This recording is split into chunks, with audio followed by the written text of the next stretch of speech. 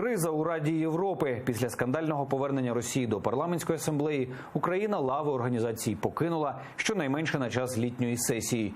Її підтримали ще 6 країн і не виключено можуть так само відмовитися від участі в ПАРЄ.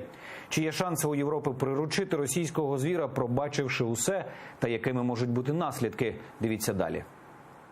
Доки депутати у ПАРЄ за 77 мільйонів євро розпродавали європейські цінності, в кулуарах 7 країн розгортали свій фронт спротиву. І ось коли Рада Європи вже тішилася від того, що майже безперешкодно протягнула Росію в ПАРЄ, вона отримала удар у відповідь. Україна, Грузія, Польща і Балканські країни оголосили демарш. Цей крок надсилає дуже неправильний сигнал країні, яка вдалася до збройної агресії і отруєння людей, яка не дотримується прав своїх громадян і не сприяє, а навпаки прагне дестабілізувати демократії в Європі. Сьогодні ми, як делегати наших народів, не можемо дати відповідь нашим громадянам, як саме Рада Європи захищає їхні права, якщо вона більше зацікавлена в захисті добробуту агресора, ніж жертв агресії і репресій. Українські делегати поїхали додому ще вчора, решта країн будуть вирішувати, чи є сенс їм лишатися в ПАРЄ далі. Сьогодні довіра до міжнародної спільноти під загрозою. Так, дискусія повинна бути, але якщо ми встановлюємо правила, ми зобов'язані їх виконувати.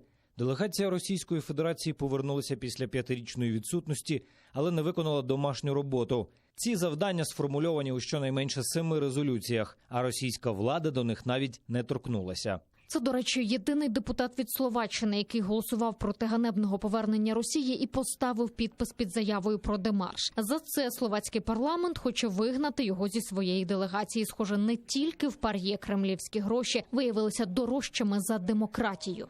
Ми залишились без грошей, і ми починаємо розпродувати наші принципи тим, хто готовий дістати ці гроші з кишені. Та ці 77 мільйонів євро, які Росія до слова не спішить віддавати, можуть дістатися Європі дорогою ціною. Когда-то аплодировали Гитлеру миллионы немцев, а теперь им стыдно это имя слышать.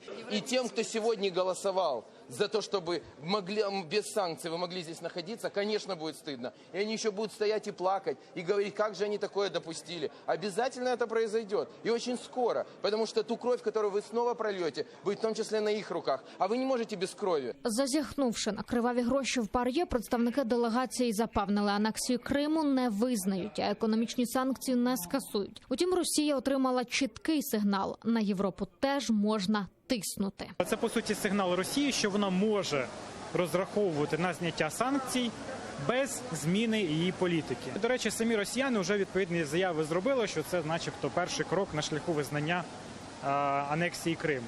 Це, звичайно, не так.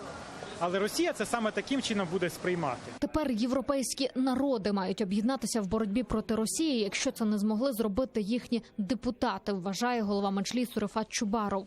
Це дуже важливо, щоб світ, люди не на хвилину не забували про те, що саме Україна знаходиться на передньому плані, на передній арені протистояння і боротьби з російською агресією. Що всі ті, хто відчувають загрозу над своїми країнами, над своїми народами, вони зобов'язані захищати Україну. Рада Європи – це консультативний орган. Якихось принципових рішень тут не ухвалюють. Формують Європейський суд з прав людини, та його рішення Російська Дума вже дозволила не виконувати. Анна Макаренко, Заман, АТР.